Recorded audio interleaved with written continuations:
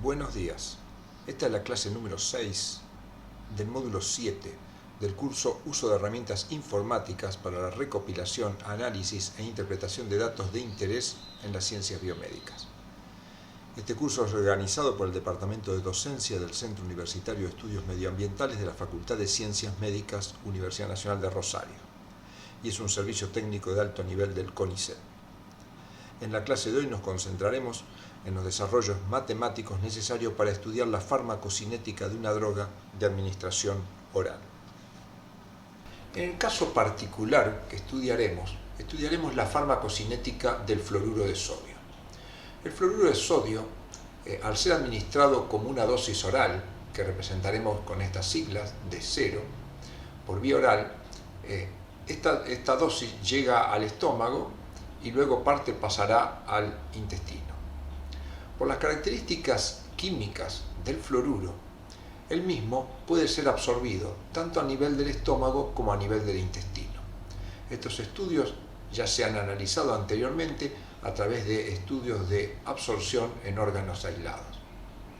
Cuando el fluoruro es administrado de esta manera, la concentración de fluoruro en el tubo gastrointestinal, ya sea en el estómago o el intestino, esta dosis que fue administrada con un cierto valor, a medida que transcurre el tiempo, se va a ir reduciendo. Y ese fluoruro va a ir pasando hacia el plasma.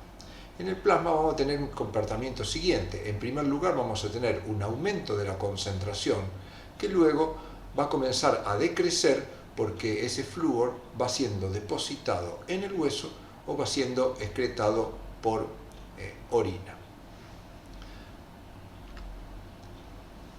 Si los procesos por los cuales el flúor se absorbe a nivel gástrico y a nivel intestinal, que le podemos asignar una constante de velocidad kg o una constante de velocidad ki, si los procesos, los órdenes son iguales, como hemos aprendido anteriormente, podríamos considerar que hay una constante global de este proceso, que podemos llamar Ka, y que será, como vemos acá, la suma de K sub G más K sub I. Por otra parte, este flúor, como vimos recién, no permanece en la sangre, sino que va a ser depurado por el hueso y el riñón.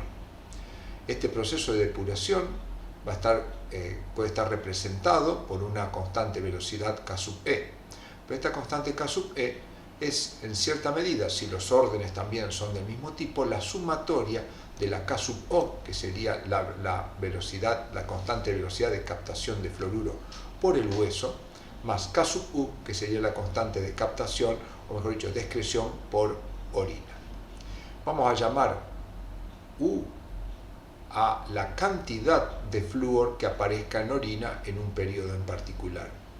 Entonces, de 0 para nosotros será la dosis administrada, D va a ser la cantidad de flúor que queda en el aparato digestivo, que como podemos imaginarnos si tuviéramos una gráfica, donde acá graficamos D en función del tiempo, la concentración va a partir de un valor que será de 0 y de acá irá decreciendo con algún tipo de función especial. Por otro lado, si analizáramos qué ocurre con F en función del tiempo, originariamente hay muy poca cantidad o nula en la concentración de fluoruro a lo largo del tiempo, pero acá lo que tendremos es que el flúor irá aumentando y luego, cuando empiecen a predominar los procesos de eliminación, esta concentración de flúor irá decreciendo hasta llegar a valores coincidentes con los valores basales. En estas situaciones, lo que nos interesa es hacer un estudio farmacocinético. Un estudio farmacocinético, ¿qué implica? Implica conocer los parámetros y las ecuaciones que vinculan a las diferentes funciones. En este caso nosotros tenemos una función del tiempo que es la cantidad de flúor en el aparato digestivo que se distribuye entre estómago e intestino, la concentración de flúor en la sangre y la cantidad de flúor excretado por orina. A su vez tenemos los parámetros que es la constante gástrica y la constante intestinal, cuya suma es la constante Ka de absorción, que sería una sumatoria, Ke, que es la constante de eliminación, que como vimos se divide en Ko y Ku. Entonces, comenzaremos el estudio farmacocinético tratando de caracterizar cada uno de los sectores. En primer lugar, vamos a trabajar con un estómago aislado in situ. Como hemos visto, una ligadura a nivel del cardia y otra ligadura a nivel del píloro nos permite colocar una determinada cantidad de fluoruro dentro de la luz del estómago que tiene un determinado volumen. Y en base a eso tratar de caracterizar si este proceso de absorción es de orden 0, 1 o 2, que son los órdenes que probamos habitualmente. Si bien este proceso ya lo hemos estudiado en clases anteriores, lo repetiremos para ver el estudio completo. Entonces, para esto, en un experimento de estómago aislado, colocamos una determinada concentración inicial de flúor y luego medimos, acá tenemos los datos, luego medimos a lo largo del tiempo la concentración. Estos datos corresponden a 6 experimentos realizados en los cuales medimos la concentración a lo largo del tiempo y partimos con una concentración de 58 micromolar. Entonces, lo que deberíamos hacer son regresiones en búsqueda de los órdenes. Como ya sabemos, las regresiones que haremos son la concentración en función del tiempo, el logaritmo de la concentración en función del tiempo y la inversa de la concentración en función del tiempo. En este caso, por simplicidad, trabajaremos con los valores medios para hacer las regresiones, pero lo ideal sería trabajar con los 6 valores individuales de cada tiempo, que sería exactamente igual para los fines que estamos persiguiendo. Entonces, lo que vamos a ir es a nuestra tabla. En la tabla MM19 tenemos los valores de tiempo y concentración de flúor sin sus debidos estándares. Entonces estos datos lo que vamos a hacer es introducirlos a nuestro espacio de trabajo. Lo copiamos como siempre y nos vamos a nuestro espacio de trabajo. Acá lo ingresaremos con el nombre de tabla MM19.1 y para introducirlo, como sabemos, utilizamos la función readTable. Como estamos copiando del portapapeles, tiene títulos la tabla, encabezamiento de columnas, por lo tanto header es true, el punto decimal en mi computadora es la coma, y como estamos trabajando con un archivo que tiene separado en columnas, le debemos especificar con el barra invertida y T que nos respete esos espacios.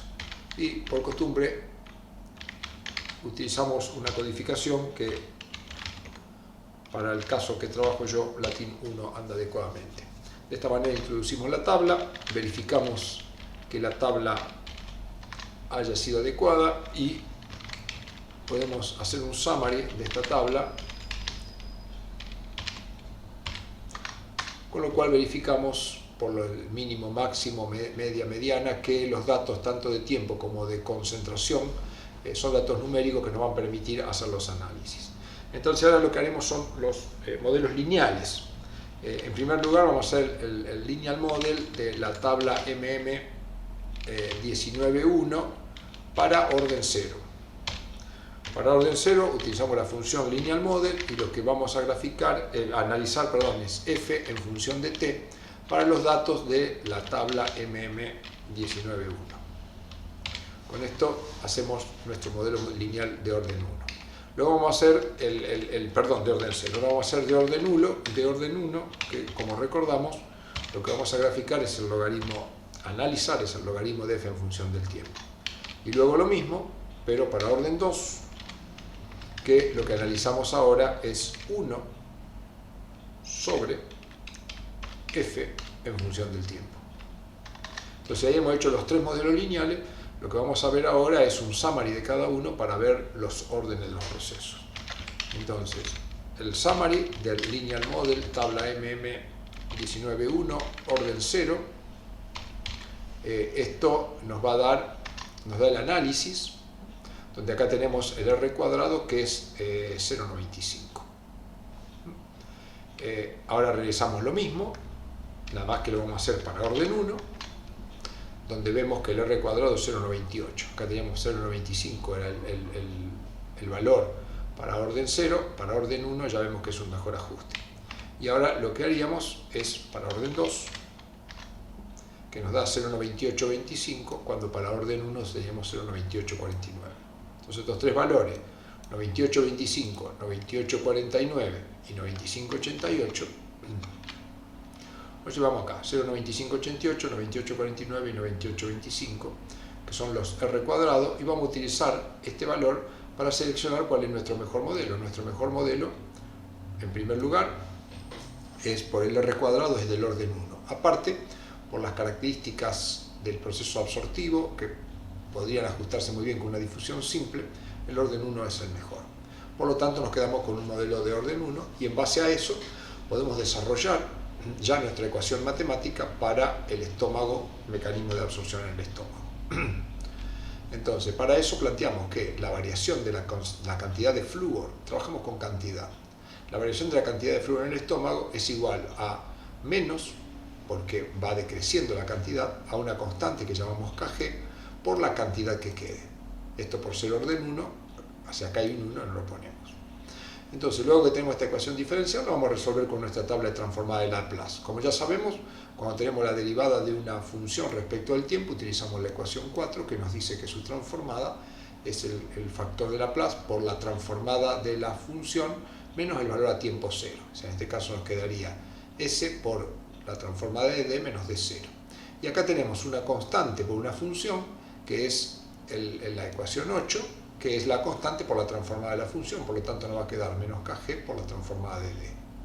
Acá reagrupamos hasta tener esta expresión y luego, una vez que hemos despejado, como siempre, una vez que hemos despejado la función transformada, hacemos el proceso inverso. Buscamos esta expresión en la columna de la derecha, que correspondería a esta expresión. Y hacemos el proceso inverso, a partir de esto construimos nuestra ecuación. A grande, que está acá, correspondería a D0, y A grande es el término que multiplica a la exponencial, por lo tanto acá nos quedaría que D es igual a D0 por E a la menos A, que A es Kg en este caso, entonces nos queda que D, que sería la cantidad que nos queda a lo largo del tiempo, es igual a la cantidad inicial multiplicado por una exponencial negativa, donde la constante es la constante de absorción. Si ambos miembros de esta expresión la dividimos por el volumen que tiene el estómago, la cantidad dividido el volumen nos da la concentración, y así obtenemos una ecuación que nos permite describir qué es lo que ocurre con la concentración a lo largo del tiempo, donde la constante del proceso es la constante de absorción gástrica. Entonces, estas expresiones las utilizaremos en los pasos siguientes que seguiremos estudiando en nuestro modelo. Muy bien, ahora comprobemos si la absorción del fluoruro a nivel intestinal es de orden 0, 1 o 2, para poder de alguna manera conocer esta constante e incluirla en nuestras ecuaciones. Para eso hacemos un experimento de intestino aislado in situ para hacer este estudio. Llenamos la solución con una determinada concentración de fluoruro y generamos los valores. En este caso, para 6 experimentos, la concentración inicial fue de 74,8 con un desvío estándar de 4,8 y los valores fueron medidos a lo largo del tiempo, con lo cual fueron decreciendo. En base a estos valores, con el tiempo y las concentraciones, lo que analizaremos serán regresiones lineales en busca de los órdenes de los procesos. Para esto, nuestra tabla la tenemos expresada solo con las medias en la tabla MM19.1. Lo que vamos a hacer es lo mismo que hemos hecho en otras ocasiones. La copiamos, nos vamos a R y acá la introducimos con el nombre de tabla MM19.2 con el comando de siempre.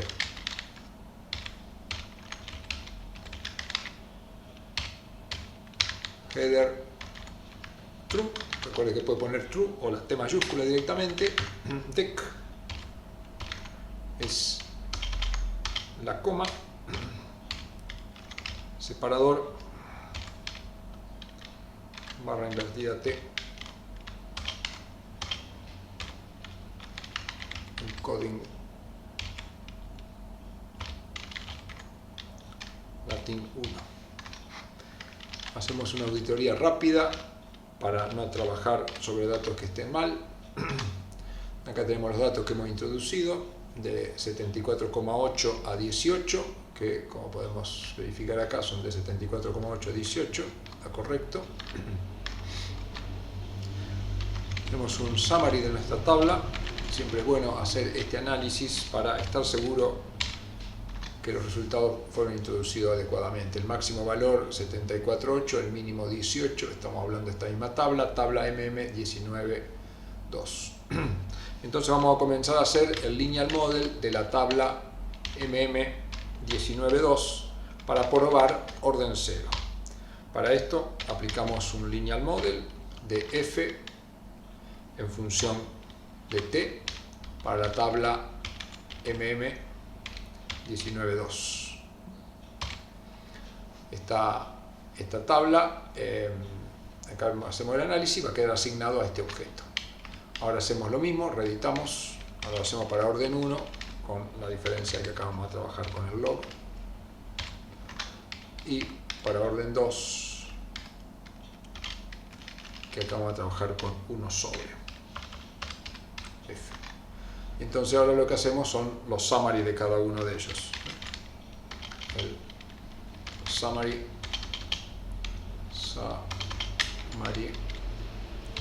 de LM tabla MM 19.2 para orden 0. Esto nos da acá, vemos que tenemos el summary, un R cuadrado de 0,97. Ahora lo que vamos a hacer es para orden 1, que ya lo tenemos hecho.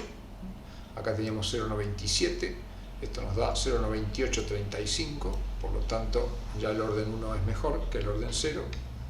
Y el orden 2, 0,9457 contra 0,9835. Entonces, 94, 98 y 97, otra vez nos inclinamos por el orden 1. Muy bien. Entonces, habernos inclinado por el orden 1 nos permite plantear nuestra ecuación diferencial de la misma manera que para el estómago, la repasamos rápidamente. La variación de la cantidad de flúor en el intestino va a ser igual a menos una constante, que en este caso llamamos KI, por D. El desarrollo es exactamente igual, aplicamos la transformada de Laplace, la diferencial de una función respecto al tiempo es S por la transformada de D menos D0, y una constante por una función y la constante por la transformada. Reordenamos, hacemos antitransformada y dividiendo ambos miembros del volumen llegamos a que esta ecuación es la que, obviamente igual que la del estómago, porque en ambos casos es de orden 1 y no hay otro proceso asociado, por lo tanto la concentración de flúor en el intestino va a ser igual a una función que arranca en un valor 0 con un decaimiento exponencial, donde la constante de decaimiento es la KI.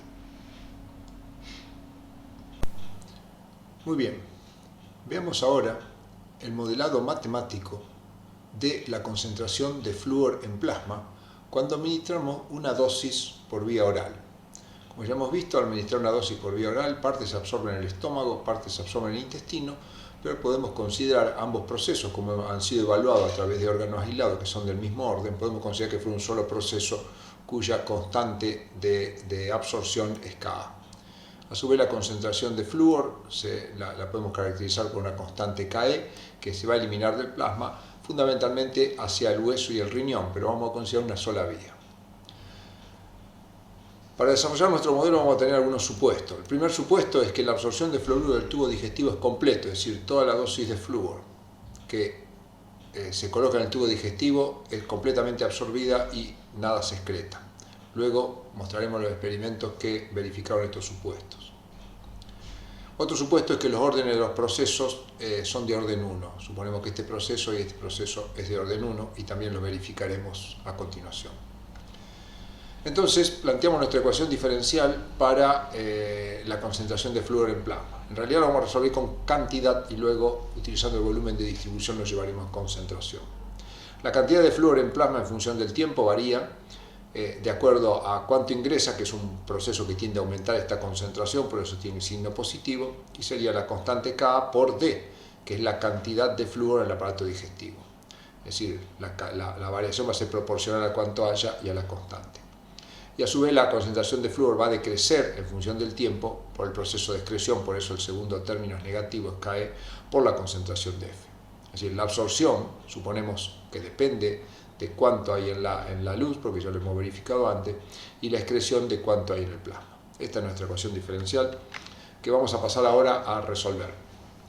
Entonces, acá tenemos nuestra ecuación diferencial. Para resolverlo aplicamos transformada de Laplace que ya conocemos. la variación de la concentración de flúor en función del tiempo, acá le falta, es el factor S por la transformada de F menos F0. Y una constante por una función es la constante por la transformada de la función.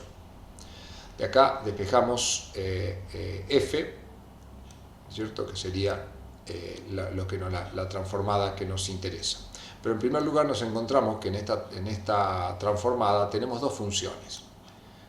La transformada de F, o sea, dos transformadas. La transformada de F que nos interesa, pero también la transformada de la cantidad de fluoruro en el tubo digestivo. La cantidad de fluoruro en el tubo digestivo, como lo hemos visto antes, una vez que es colocada la dosis, la cantidad decrece de manera proporcional a la dosis. Entonces podemos plantear esta ecuación diferencial y resolverla aplicando transformada de Laplace. Sería S por la transformada de D menos D0, que D0 sería la dosis administrada, menos Ka por la transformada de D. Si despejamos la transformada de D nos queda esta expresión. Entonces acá viene una parte interesante de las transformadas de Laplace. Cuando tenemos una ecuación que tenemos dos transformadas, una de ellas la podemos reemplazar por la otra transformada. Entonces en lugar de transformada de D colocamos todo este término, que es D0 sobre S más K, que es este, que nos queda multiplicado por K. Entonces, después queda igual menos KE por F. De esta manera hemos eliminado la transformada de D y lo hemos reemplazado por lo que en realidad es la transformada de D. Luego lo que hacemos es agrupar transformada de F toda a la izquierda, entonces nos queda transformada de F igual por S más KE, sacando factor común KE y S. Y nos queda igual a lo que ya teníamos planteado. Pasamos este término dividiendo y llegamos a este valor que es la transformada de F. Ahora con las tablas procedemos al revés.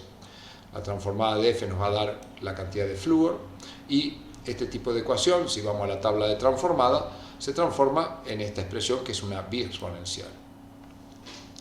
Esta biexponencial ya es la función, nos está dando la cantidad de F en la sangre, en función de cuánto vale la dosis, cuánto vale la constante de absorción y la constante de eliminación. Si a esta expresión le dividimos ambos miembros por el volumen de distribución, cantidad sobre volumen se transforma en concentración. Entonces nos queda una expresión donde tenemos la concentración de F en el plasma en función de la dosis, a qué velocidad se absorbe, a qué velocidad se elimina y el volumen de distribución. Y por supuesto nos da un valor para cada tiempo. En esta deducción hemos supuesto que la concentración de F a tiempo cero era cero, es decir, acá la hemos eliminado, pero si esta concentración no fuera cero, lo único que tendríamos que hacer al final de la resolución es agregarle la concentración basal. Como podemos ver acá tenemos ya datos que nos permiten ir ajustando algunos de nuestros supuestos. Acá se realizó un experimento in vivo en el que se administró flúor por vía oral a animales, en algunos casos hay 5, 3 o 2 datos. Acá se muestra la media del desvío estándar y a lo largo del tiempo, durante 6 horas, se midió la concentración de flúor. Como se puede ver, es bastante aproximado el supuesto de recién, que dijimos que a tiempo cero la concentración de flúor es 2, comparado con picos del orden de 120, o sea que haber eliminado la concentración de flúor a tiempo cero es adecuado. Por lo tanto, tendríamos estas dos ecuaciones en un experimento como este, donde F es tan bajo, prácticamente entre el 1 y el 2% del valor del pico, nos vamos a quedar con esta expresión para seguir trabajando. Entonces, otro de los supuestos que hicimos al principio, es que la absorción de flúor al tubo digestivo es completa.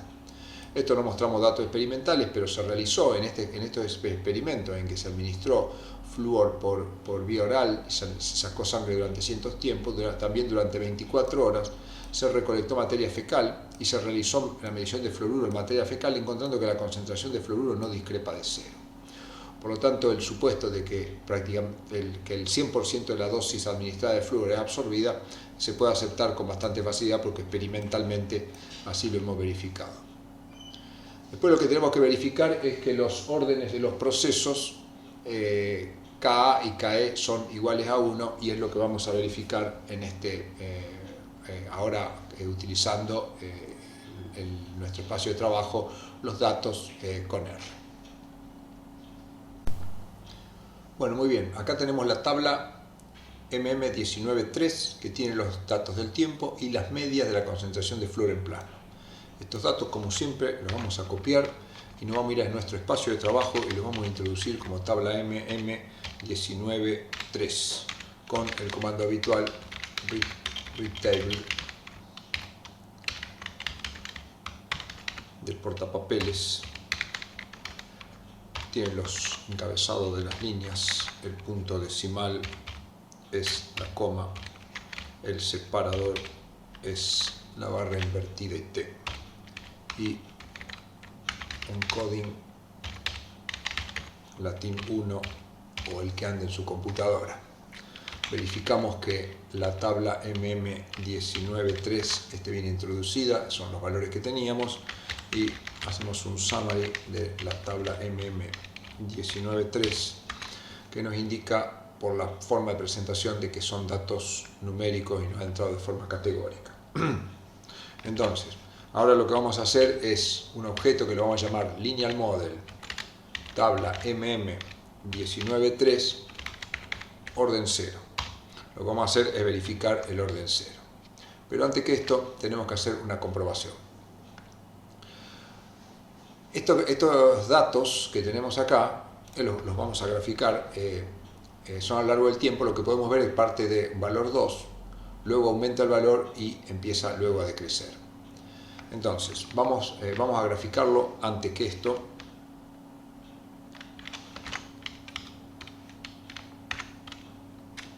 Vamos a hacer un plot de tabla MM19.3 peso T, tabla MM19.3 peso F. Entonces acá tenemos los puntos. Estos son los valores experimentales del flúor en función del tiempo. Lo que podemos ver es que parte un valor 2 y aumenta. Si aumenta quiere decir que se está absorbiendo. Y si después baja quiere decir que se está excretando. Entonces, en estas situaciones se hace el siguiente razonamiento. Mientras la concentración de flúor o la concentración de la droga que estemos estudiando sube, se puede suponer que el proceso de absorción es más grande que el de excreción. Y cuando decrece, se puede suponer que el proceso de excreción es más grande que el de absorción. A su vez, cuando ya lleva mucho decreciendo, por ejemplo, podríamos decir en este punto, es como que la absorción aún cada vez, cuanto más avanza el proceso, la absorción va a ser cada vez más chica. Entonces, nosotros podemos considerar que en los tiempos, por ejemplo, posteriores a los 70 minutos, prácticamente ya el proceso de absorción es despreciable y lo que estaríamos viendo acá solo es el proceso de excreción. Entonces, en esta circunstancia, lo que tendríamos es una ecuación diferencial simplificada en la cual la variación de la concentración de flúor sería directamente menos Ke por la concentración de flúor en plasma. Y si analizamos las regresiones, entonces, volviendo a nuestros datos,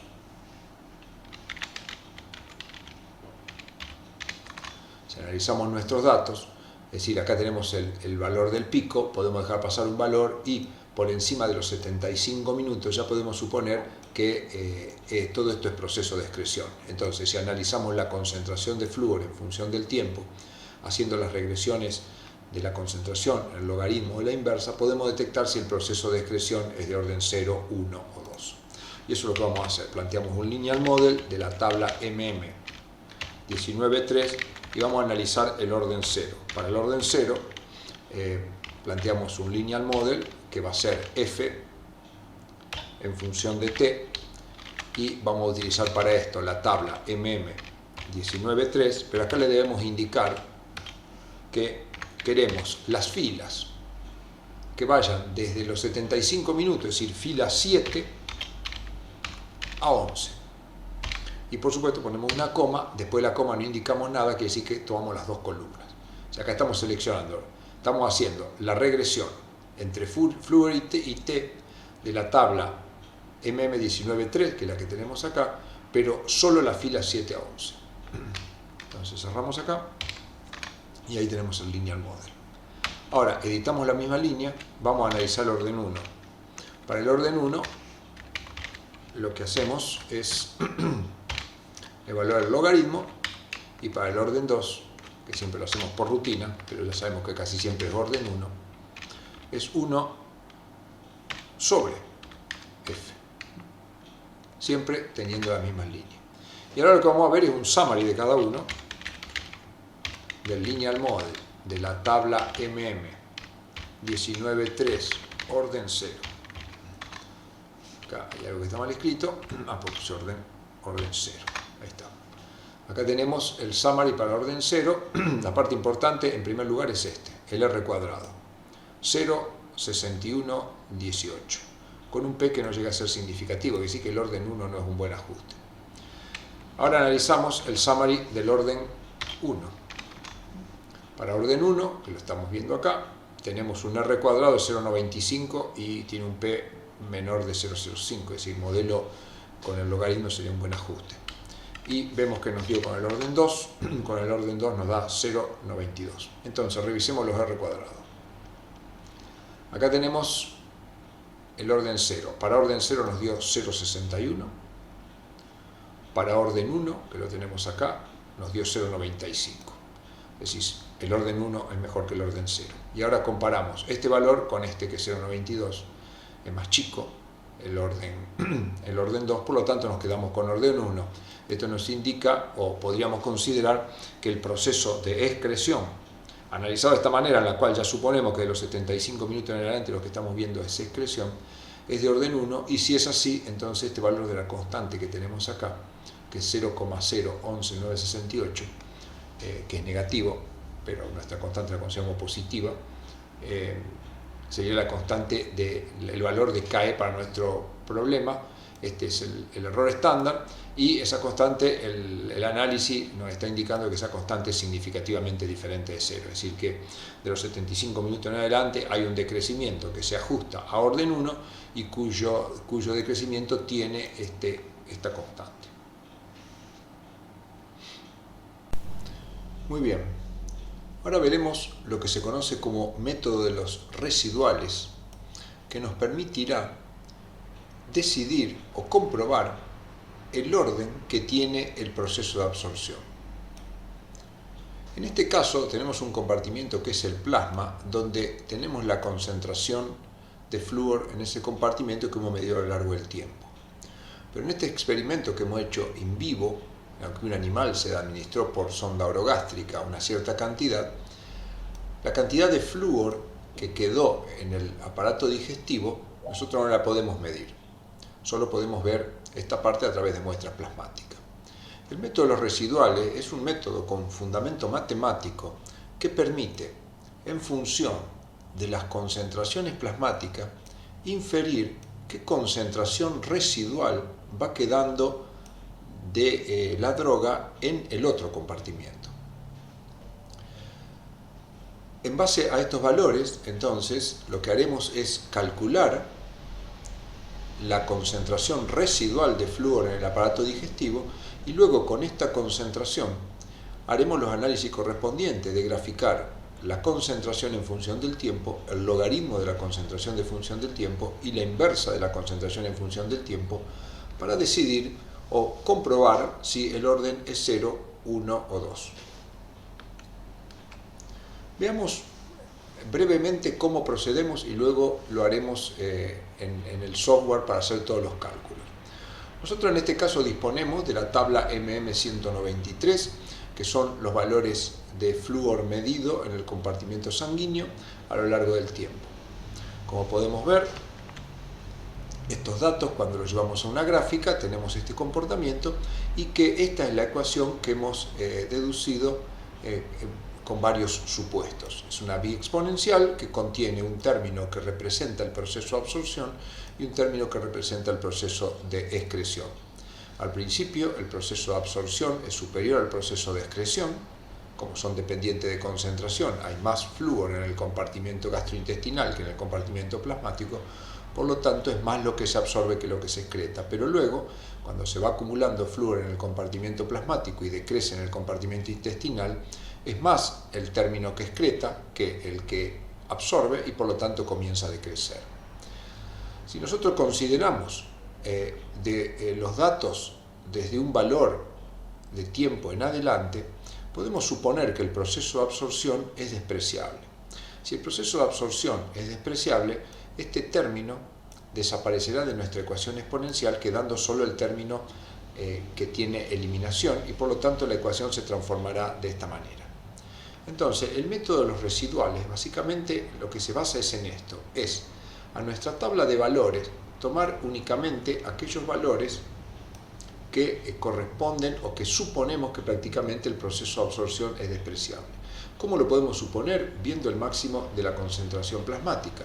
Acá el máximo los tenemos a los 45 minutos, por lo tanto uno podría suponer que ahí ambos procesos son iguales y luego de ahí empieza a prevalecer el proceso de excreción sobre el de absorción. Dejamos de lado el tiempo 60 minutos y tomamos de 75 minutos en adelante. Cuanto más alejado esté del pico, más certera será nuestra elección, pero tampoco nos podemos alejar mucho del pico de manera que nos quedemos sin datos. Entonces, lo que hacemos, tomamos únicamente los puntos que van, en nuestro caso vamos a tomar los puntos que van de 75 minutos en adelante, y lo que vamos a hacer es un ajuste no lineal para ajustar estos puntos, que lo vamos a hacer con esta ecuación, una ecuación que tiene un término constante que llamamos A y una constante que llamamos KE. Cuando hacemos ese ajuste, que después lo veremos en R, vamos a obtener una ecuación que nos genera esta línea.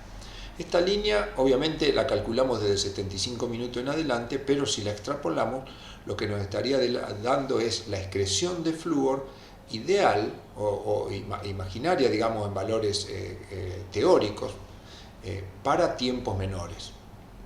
Entonces, si ahora nosotros restamos para cada valor que tenemos de la concentración teórica, le restamos el valor de concentración real, obtenemos este segmento que sería lo que nos va quedando de flúor en el aparato digestivo.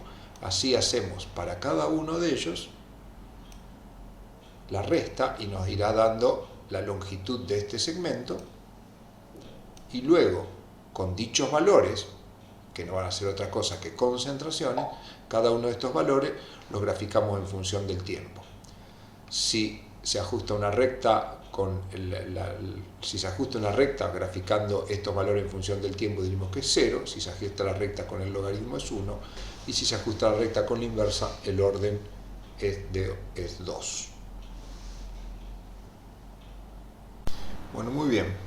Veamos cómo vamos a proceder en R. En primer lugar, recordemos la tabla MM193 que tenemos acá.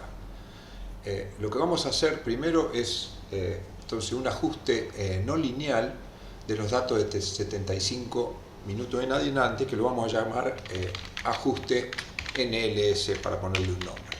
Para eso utilizamos NLS, y acá lo que vamos a ajustar es F en función, y vamos a utilizar una función que tiene como uno de los parámetros A multiplicado por la exponencial, y que es menos KE por T. Esta será la función que vamos a ajustar. El ajuste lo vamos a hacer con la tabla MM193, pero de esta tabla vamos a seleccionar solo las líneas que van de la 7 a la 11 y todas las columnas. Tenemos que asignarle los valores iniciales que tenemos al parámetro A, asignémosle un valor. Al parámetro A asignémosle un valor, es decir, si a los 30 minutos tenemos un valor que anda alrededor de 120, si uno extrapolara a tiempo cero, porque esto llegará a tiempo cero, podemos poner un valor de 300 o 400. Recordemos que estos son valores iniciales para que el proceso empiece a funcionar. Y acá le podemos asignar un valor parecido a lo que hemos obtenido cuando comprobamos el proceso de excreción, por ejemplo 0,01. Entonces, acá tenemos los valores iniciales y podemos ponerle la función trace en true para que nos muestre el avance del ajuste. Entonces, si todo está en orden, que parece estarlo, si le damos enter, haría el ajuste y nos sacaría los valores de los parámetros A y KE. Acá nos dio, entonces acá hace todo el ajuste partiendo de los valores que le pusimos, 400 y 10 a la menos 2, o sea 0,01, nos halla un valor para nuestra variable A de 499 y este valor del parámetro. Entonces, con esto vamos a hacer dos cosas. En primer lugar, vamos a graficar nuestros datos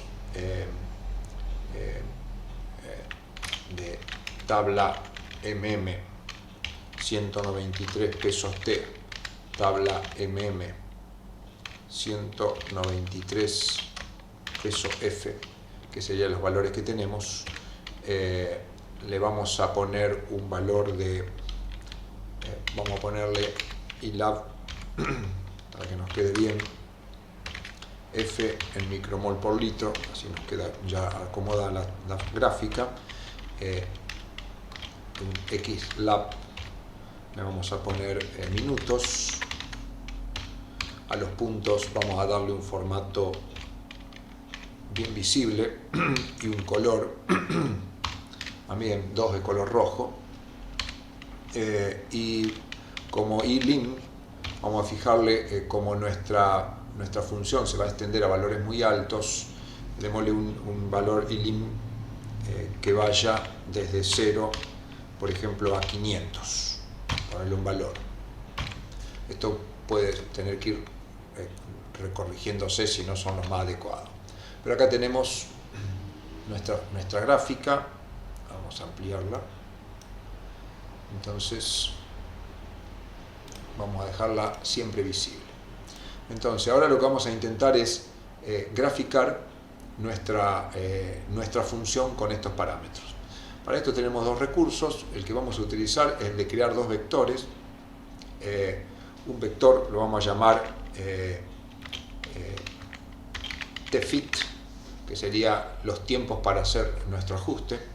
Y esto lo vamos a hacer con la función sec, que nos genera una secuencia que va de 0 hasta 360. Usamos 0 hasta 360 porque el último punto está a 360. Y cada un minuto. Es decir, nos va a generar un vector que va a tener 360 números desde 0 hasta 360. Ahora hacemos una función que la llamamos ffit, que sería el ajuste de flúor, para el cual, para hacer el ffit, lo que vamos a utilizar es nuestra ecuación, que nuestra ecuación es la que tenemos acá, es A por la exponencial, pero A tiene el valor 499.72449982 que tenemos acá, y a eso lo tenemos que multiplicar por la exponencial de nuestra constante que tenemos acá, que como yo la copié recién es este valor, y esto lo vamos a multiplicar por tfit.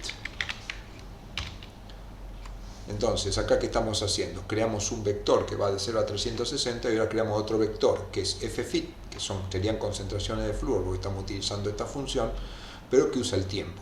O sea que nos estaría generando una serie de valores de F, de flúor, podríamos decir, teóricos, porque está hecho con los parámetros hallados del proceso de optimización, y el tiempo.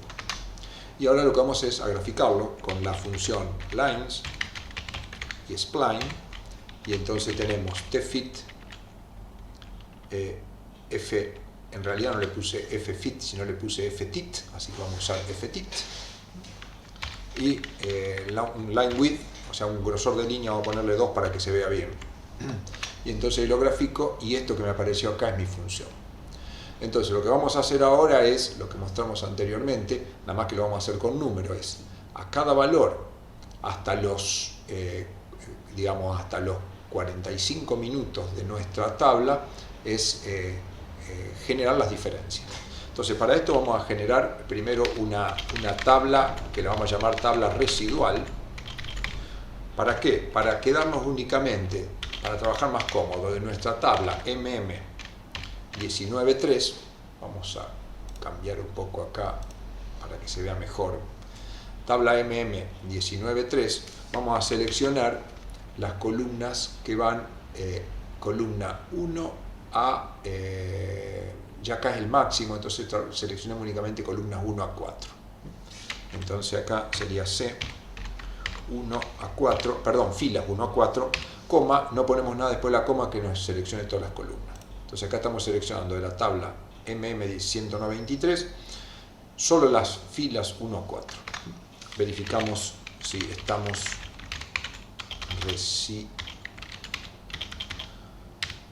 dual. ¿Ve? Que tenemos esta tabla. Entonces, ahora lo que vamos a hacer es colocar en esta misma tabla los valores que obtenemos con nuestra función. Para eso vamos a definir, para hacerlo más fácil, vamos a definir una función que la llamamos f, por ejemplo, bueno, vamos a llamarla f residual. La función f residual va a ser nuestra función que tenemos escrita acá. O sea, esta función que hemos escrito la vamos a escribir como función. Simplemente para tenerla más cómoda. Si recuerda, para escribir una función es function, entre paréntesis le indicamos la variable y luego entre llaves pegamos nuestra función. Nuestra función va a ser el valor de A que obtuvimos, el valor de la pendiente, y acá le vamos a colocar no tfit, sino t directamente. Le vamos a poner t porque vamos a trabajar con el tiempo de esta tabla. Entonces ahí tenemos nuestra función. Vamos a limpiar. Entonces, ahora lo que vamos a hacer es, en esta misma tabla, acá al lado, vamos a colocar los valores que nos daría esta función que tenemos acá, que corresponde a esta gráfica. Vamos a colocar los valores que nos daría con estos tiempos. Para eso, ¿qué hacemos? La tabla se llama tabla residual. Vamos a limpiar. Tabla residual. Y lo que vamos a hacer es, vamos a utilizar la función cbind, que lo que hace es pegarle una columna a la tabla. Entonces, a la tabla residual que ya tenemos, le vamos a pegar una columna que se llame fe de la función obtenida hasta acá, que llamamos de excreción, que no va a ser otra cosa que la función que acabamos de definir, pero que va a tomar los valores de tabla residual peso t. Entonces, si vemos nuestra tabla residual nuevamente, vemos que tenemos los valores de tiempo, los valores de f que medimos, y ahora tenemos acá los valores que corresponderían a cada uno de estos tiempos, que corresponderían a cada uno de los puntos en esta función. Entonces ahora simplemente lo que tenemos que hacer es a este valor restarle cada uno de estos, y eso nos daría la concentración residual en el aparato digestivo. Para eso volvemos, lo editamos, volvemos a usar cbind, o sea, volvemos a usar la tabla que ya tiene una columna más, en la que vamos a definir una nueva, vamos a llamarlo flúor intestino, por ejemplo, o este lo llamamos FE, vamos a llamarlas FR, por flúor residual lo que nos quedaría, y esto sería los valores de tabla residual, peso. Acá nos quedó, vamos a ver, nos quedó esto, vamos a ver con los nombres que nos quedaron de nuestras columnas. Acá nos quedó bastante feo, así que vamos a hacer tabla residual, vamos a hacer un edit de tabla residual. Le vamos a cambiar el nombre a esta columna, vamos a llamarla esta directamente así, FE, porque si no nos resulta bastante. Ahí está. Entonces, ahora volvemos a hacer un cbind, donde acá le vamos a colocar una columna que se va a llamar FR, que va a ser la resta de esto menos esto. Entonces, para eso, volvemos a editar lo que estábamos haciendo, esto. Utilizamos cbind, entonces a tabla residual le vamos a colocar una columna que se va a llamar FR, que no va a ser otra cosa que tabla residual peso FE menos tabla residual peso F. Estamos restándole a esto, y le estamos asignando eso a una columna que se llama FR. Entonces, ahí cerramos el paréntesis, y entonces si vemos nuestra tabla residual,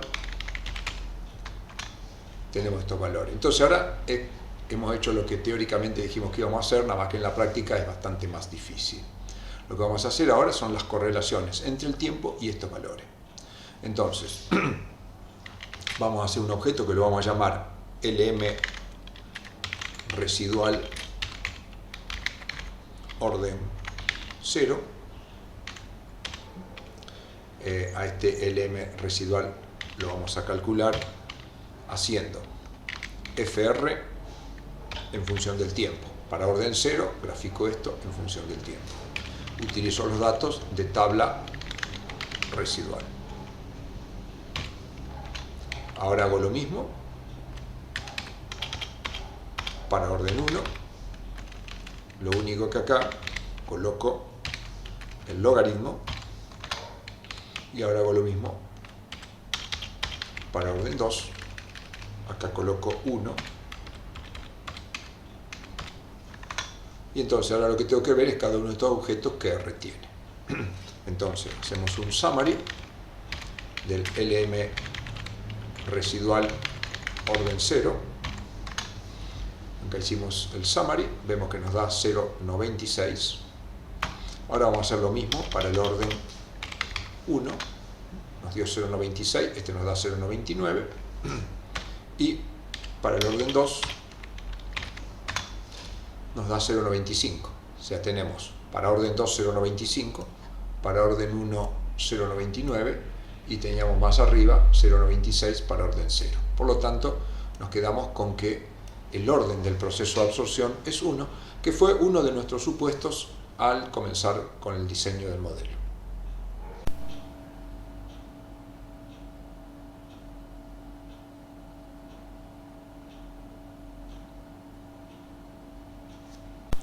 Bueno, muy bien. Veamos un resumen de nuestro trabajo, resumen final de los parámetros y el modelo. A través del método de los residuales obtuvimos que el proceso de absorción tiene orden 1 y su constante es 0,045419. El valor de KE lo hemos obtenido a partir de los datos posteriores al pico, también es de orden 1, y la pendiente del mecanismo de eliminación, del ajuste, digamos, por orden 1, nos dio esta constante eliminación. Luego, a través de un mecanismo de ajuste, pudimos calcular, y a partir de tener los parámetros que nos faltaban, calculamos el volumen de distribución que nos dio 0,47 litros. Entonces esta es nuestra ecuación del modelo. Entonces con estos datos nosotros en primer lugar lo que vamos a hacer es crear nuestra gráfica. Para esto vamos a ir a R y vamos a introducir estos datos. Entonces K ya lo tenemos, vamos a introducir. Si no lo tenemos introducido lo hacemos, vale 0,045419. Cuando se hacen los ajustes lineales, el valor de la constante sale con valor negativo, pero nuestro modelo ya está puesto negativo, por lo tanto debemos trabajar con valores siempre con constante en valores positivos. Acá tenemos KE, dijimos que tiene el valor de 0,011968 y el volumen de distribución dijimos que era 0,47 litros. La dosis con la que trabajamos en nuestros experimentos son de 80 micromoles. Entonces lo que vamos a introducir es nuestra ecuación, si no lo tenemos hecho, nuestra función. Nuestra ecuación es una función del tiempo y tiene una expresión que, como vimos, va K multiplicado por D0 y esto dividido el volumen de distribución multiplicado por KE menos K. Ahí cerramos los paréntesis y todo esto va multiplicado ahora por la resta de dos exponenciales. La primera exponencial es menos K por T y esto se resta a otra exponencial que es menos KE por T. Ahí tenemos la función. Entonces lo que vamos a hacer ahora es, vamos a graficar nuestros datos experimentales y nuestra función ajustado como primer aplicación, que es la más inmediata. Entonces para esto lo que nos conviene es, revisemos la tabla, que es la tabla MM193 que tenemos acá. Vamos a ampliar, ahí tenemos todos nuestros datos. Vemos que los valores de f llegan a valores aproximadamente 119, la función puede ser que sea más alta o más baja. Entonces, bueno, vamos a graficar nuestra función y vamos a graficar nuestros puntos. Entonces, en primer lugar, graficamos la función. Hacemos un plot de la función f que acabamos de crear en un intervalo que vaya de 0 a 360, que son los valores que tenemos acá, como podemos ver. Y le vamos a poner un line width de 2 para que se vea bien. Y le vamos a fijar un ilim, o sea, un valor de límite que vaya desde 0 a la i y como tenemos valores que pueden estar alrededor, digamos, de 120, pongámosle para que se vea bien 180. Esto puede probar varias veces hasta que quede la gráfica hecha. Entonces acá tenemos, vamos a ponerla acá al costado.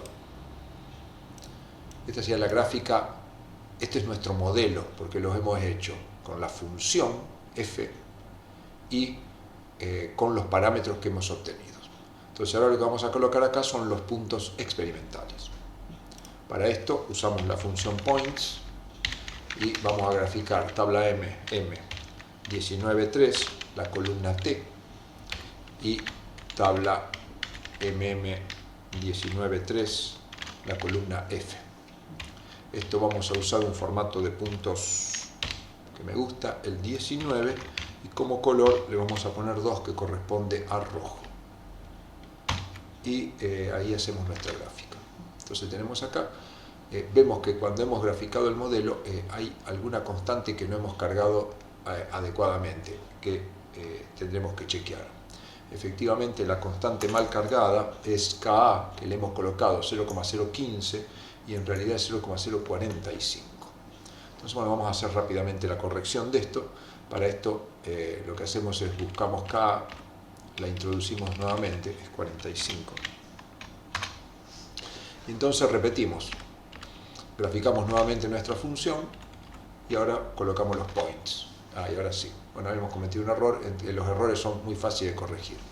Lo que vemos que quizás tenemos que seguir trabajando sobre nuestro modelo, porque nuestro modelo, si bien se ajusta bastante a los puntos, no es lo que uno quisiera, o mejor dicho, uno quisiera un poco más, porque vemos que acá nos está como anticipando el pico y haciéndolo menor que los valores experimentales, y luego en el proceso de depuración vemos que la depuración real es bastante más rápida que lo que parte de nuestro modelo. Entonces, bueno, esto nos sirve para mostrarnos que con nuestro modelo estamos encaminados a entender qué es lo que está ocurriendo, pero que todavía no hemos hecho el esfuerzo ni hemos encontrado los elementos suficientes.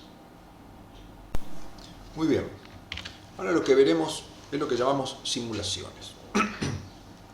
Entonces, nosotros ya tenemos un valor de Ka, que es el que hemos calculado por el modelo, el valor de Ke, el volumen de distribución que hemos sacado por el modelo, tenemos la función introducida y estamos trabajando con una dosis de 0 que acabamos de introducir.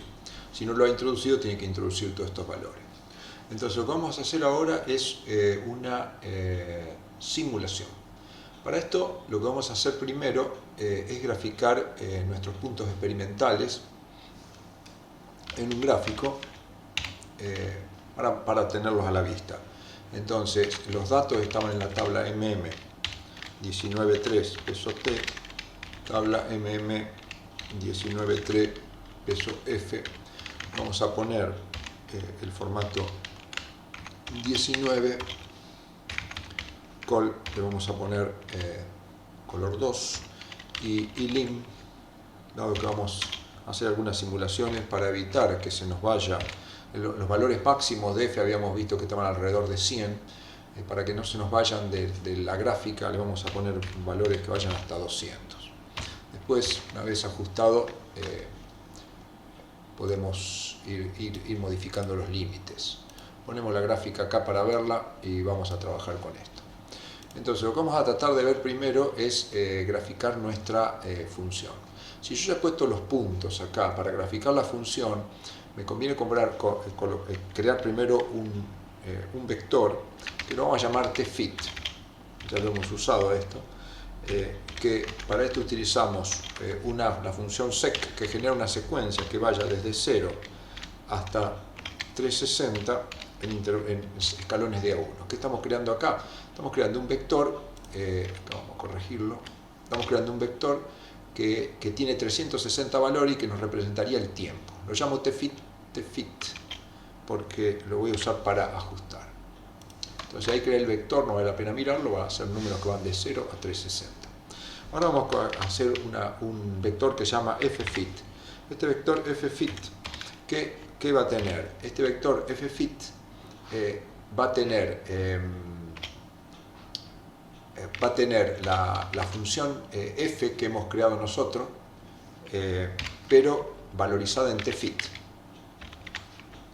Es decir, cada uno de los valores del tiempo que hemos creado en el vector lo va a reemplazar en la función y va a crear valores de la función, con los valores de los parámetros que tenemos. Entonces, y ahora tenemos dos vectores, uno con tiempo y otro con función, que son los valores de tiempo que yo creé, y estos son los valores de mi modelo. Entonces, con esto voy a graficar, y para graficar en este caso uso la función line y spline, que me permiten crear una línea que se expanda en todo el intervalo. Y para esto uso tfit y ffit. Como col le vamos a poner 1 para que sea negro, y line width le vamos a poner 2. Entonces acá cierro los dos paréntesis y tengo algún problema. Line spline, acá está el problema.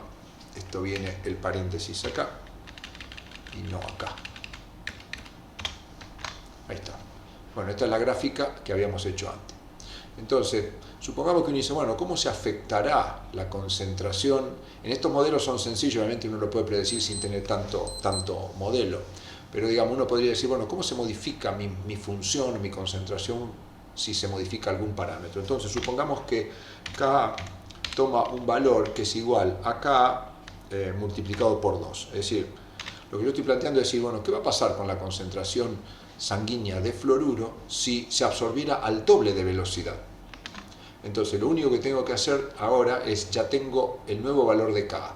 Por lo tanto, si yo ejecutara la función f, ya va a tomar este nuevo valor. Por lo tanto, lo que tengo que hacer es crear mi nuevo ffit, que va a llamar a la función con el nuevo valor de K. Entonces, busco ffit, que lo tengo acá, y lo ejecuto. Y ahora busco line spline, que va a estar tomando los nuevos valores, pero le vamos a poner color 2, que sería el color con el doble. Entonces lo grafico y lo tengo acá. Esta gráfica que tengo acá es la gráfica, cómo se ha desplazado respecto de los parámetros iniciales si se absorbe a mayor velocidad. Es razonable, y esto fortifica el razonamiento del modelo, si la droga se absorbe más rápido, el pico va a ser más grande y va a estar desplazado hacia la izquierda. Puedo probar otro, por ejemplo, si vuelvo acá y Ka ahora lo pongo por 2, ¿qué voy a estar haciendo? Multiplicando por 2 el valor que ya tenía, quiere decir que estoy trabajando con una constante que es 4 veces más grande que la constante original. Entonces repito lo mismo, calculo mis nuevos valores y hago mi nueva línea, le vamos a poner col 4 para que sea azul, son los colores que me gustan, y ahí lo tengo. Entonces voy simulando, entonces este tipo de simulaciones fortifica el modelo porque uno predice, porque ya conoce el modelo biológico, qué es lo que debería ocurrir. Entonces acá lo que vemos es que un cambio en la constante de absorción modificaría los cambios los valores de concentración a tiempo muy corto, pero como podemos ver, de 100 o 150 minutos en adelante, es como que ocurre exactamente lo mismo, y a los 360 minutos tengo el mismo valor que hubiera tenido con cualquiera de las dos. Así podría hacer simulaciones modificando otro parámetro, o inclusive puedo modificar varios parámetros obviamente a la vez. Es decir, yo digo, bueno, ¿qué pasa si la dosis inicial la bajo a la mitad, por ejemplo a 40 o al valor que quiera, porque vamos a siempre trabajar con mitad, vamos a bajarla a 25, la constante de eliminación, que era alrededor de 0,011, la subo al doble, 0,022, y la Ka, que originariamente era 0,045, la bajo a 0,012, por 0,015. Entonces ya he modificado los valores y el volumen de distribución también lo podría cambiar, ¿por qué no? Era 0,47 y lo podemos poner en 0,6, por ejemplo. Entonces, ¿qué hacemos? Bueno, ya tenemos todos nuestros parámetros. Cuando se reemplacen en la función que tenemos acá arriba, la función va a tomar nuevos valores. Entonces, calculamos de nuevo ffit y lo que hacemos ahora es, con line spline, volvemos a graficar, le ponemos un color nuevo, por ejemplo, pongámosle el color 5 y dejamos, para esta situación especial, pongámosle un poco más grueso para que se distinga, 3, y la graficamos y acá vemos. Me dice, bueno, con esta modificación de los parámetros ocurrió esto. Por supuesto es difícil de interpretar esta situación porque he modificado los 4, uno para cada lado, pero bueno, sé que con estos valores prácticamente la concentración plasmática no se modifica, a pesar de que di una dosis de fluoruro, por supuesto, 3 veces más chica que lo que daba originariamente. Muy bien, volvamos ahora a nuestro modelo y vamos a deducir una última parte de este modelo. Esto es un trabajo interminable, trabajar con un modelo, pero bueno, veremos una nueva aplicación. Como vimos, el flúor se elimina con una constante eliminación, que en realidad es una constante global, porque como vimos, una parte del flúor se dirige al hueso y otra parte se dirige a la orina. Como a la orina tenemos bastante acceso con facilidad en un laboratorio, podríamos modelizar qué es lo que pasa con la orina y serviría como fortaleza para nuestro modelo. En la orina va a aparecer una cantidad de flúor a medida que se vaya depurando, que la llamamos U. Esta cantidad de flúor va a depender de una constante Ku que tenemos acá y de la concentración plasmática. Por lo tanto, planteamos nuestra ecuación diferencial, que la variación de U en función del tiempo es igual a una constante Ku por la concentración de F, suponiendo que el orden de este proceso es 1, que luego podremos verificar al final del proceso. Entonces, planteada esta ecuación diferencial, aplicamos la transformada de Laplace, como ya conocemos. Para una derivada es S por la transformada de U menos U0, y esto es una constante por la transformada de F. Suponemos que a tiempo cero, como el flúor, si no hay una exposición a fuentes con cantidad de flúor abundante, como podría ser el agua o el alimento, la concentración de flúor en plasma normalmente es baja, lo que hay en orina es relativamente poco, porque la mayor cantidad es captada por el hueso, por lo tanto podemos considerar que esto es cero. Pero acá volvemos a tener el problema de antes. Tenemos una ecuación algebraica donde tenemos la transformada de U y la transformada de F. Pero, como ya hemos hecho la deducción de la concentración plasmática de F, que lo hemos hecho anteriormente, y planteamos esta ecuación diferencial, cuando trabajamos con la transformada de Laplace para la concentración plasmática, llegamos a que la transformada de F en el plasma es esto. Por lo tanto, podemos aplicar el mismo recurso que hicimos anteriormente, es reemplazar en lugar de F lo que es la transformada de F en función de los parámetros Ka, Ke de 0. Por lo tanto, nos va a quedar que S por la transformada de U es igual a Ku por todo el término que tenemos acá. Y entonces, de esta manera, nos queda una ecuación algebraica donde están todos los parámetros y datos de nuestro modelo y la transformada de U. Despejamos pasando el factor de Laplace como denominador y nos queda la transformada de U despejada. Entonces ahora, con nuestra tabla de, vamos a limpiar un poco esto, con nuestra tabla de transformadas, tratamos de buscar si existe en nuestra pequeña tabla esta transformada. Y si la tenemos, es la última, es un término A dividido S por S más A más S más B, donde A sería Ka y B sería Ke. Entonces, con un poco de trabajo podemos ir construyendo, y esta va a ser la función que nos representa, que es lo que nos representa la cantidad de flúor que se excreta en orina a lo largo del tiempo, que, como podemos ver, depende de la dosis, depende de la constante urinaria, depende de la constante Ka. Acá hay unas cosas razonables, dejando de lado las cuestiones exponenciales. Cuanto más grande sea Ku, más va a aparecer en orina. Cuanto más se absorba, más va a aparecer en orina. Y cuanto más grande sea la dosis, más va a aparecer en orina. Lo que nos va dando certeza de que nuestro modelo está bastante encaminado.